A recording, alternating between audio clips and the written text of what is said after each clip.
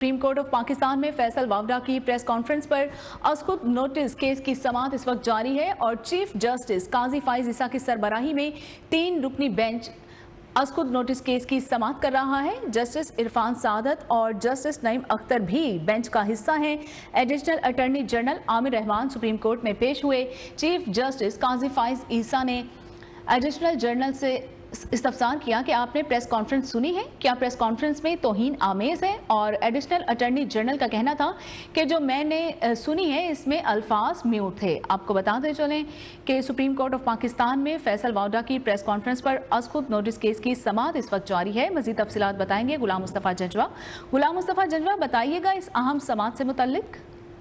जी बिल्कुल, देखिए फैसल वावडा की जानिब से एक प्रेस कॉन्फ्रेंस की गई थी जिसमें खास तौर पर जस्टिस अतर मिनल्ला को जो है उन्होंने तनकीद का निशाना बनाया था। इस हवाले से गुज़िश्ता रोज जब नैब तरमीम केस की समाअत हुई तो उस वक्त भी जस्टिस अतर मिनल्ला ने अटॉर्नी जनरल को रोस्टम पर बुलाया था और उनसे कहा गया था कि आपकी जो प्रॉक्सीज हैं आप उनसे हमें धमकियां दिलवा रहे हैं। तो उसके बाद सुप्रीम कोर्ट ने आज खुद नोटिस लिया था तौहीन अदालत की कार्रवाई करने का और आज इस केस की समाअत जारी है। और इस केस की समाअत में मैं बताता चलूँ आपको, चीफ जस्टिस काजी फाइज ईसा की सरबराही में 3 रुकनी बेंच का समाअत कर रहा है जिसमें जस्टिस इरफान सादत और जस्टिस नईम अख्तर अफगान शामिल हैं। जबकि अटॉर्नी जनरल जो है उनको रोस्टम पे बुलाया गया और चीफ उनसे पूछा गया कि क्या आपने प्रेस कॉन्फ्रेंस सुनी है जिस पर क्या इसमें तौहीन आमेज जो अल्फाज इस्तेमाल किए गए हैं, जिस पर अटॉर्नी जनरल ने अदालत को बताया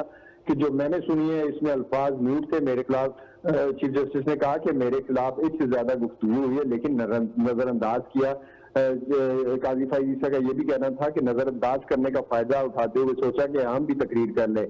बुरा किया है तो नाम लेकर मुझे कहें, इदारे को निशाना बनाने की इजाजत नहीं देंगे। इदारे अवाम के होते हैं और इदारों को बदनाम करना मुल्क की खिदमत करना नहीं होता है। इसके अलावा चीफ जस्टिस का ये भी कहना था कि शफाफियत लाने की कोशिश की, अपने इख्तियारात कम किए। बंदूक उठाने वाला, गाली देने वाला कमजोर तरीन शख्स होते हैं। और उनके इसके अलावा उनका ये भी कहना था कि जिसके पास दलील खत्म हो वो बंदूक उठाता है या फिर गाली देता है।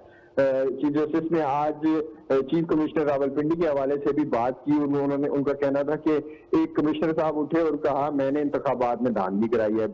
और उनका ये भी कहना था भाई बताओ तो सही चीफ जस्टिस कैसे धांधली करवा सकता है। मजहब माशरों में ऐसे इल्जामात लगाए, महजिब माशरों में ऐसे इल्जामात लगाने के नहीं लगाए जाते। और इसके अलावा काजी फाइज ईसा का ये भी कहना था कि मार्शल्लाह की तौसीक करने वालों का कभी दिफा नहीं करूंगा। अगर मैंने कुछ गलत किया है तो इसकी सजा दीगर जजेस को नहीं दी जा सकती।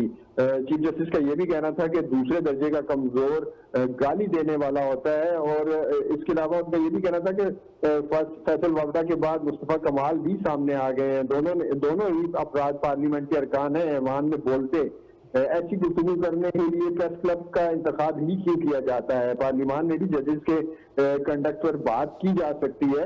काजी फाइज ईसा का आज ये भी कहना था कि जिसके पास दलाइल हो इसको इस सब की जरूरत नहीं पड़ती और जिसके पास दलाइल ना हो वो ही आके ऐसी तौहीन आमेज अल्फाज जो है वो इस्तेमाल करता है। और उनका ये भी कहना था कि मैंने इस बात का नहीं इदारे का अलग उठाया है और मैं अपने इदारे का दिफा जो है वो करता रहूंगा। जी ठीक है। सुप्रीम कोर्ट ऑफ पाकिस्तान में फैसल वावडा की प्रेस कॉन्फ्रेंस पर अस्कुद नोटिस केस की समाअत इस वक्त जारी है और चीफ जस्टिस काजी फाइज ईसा की सरबराही में 3 रुकनी बेंच अस्कुद नोटिस केस की समाअत कर रहा है। इस हवाले से मुस्तफ़ा गुलाम जंजवा अपडेट कर रहे थे। बहुत शुक्रिया।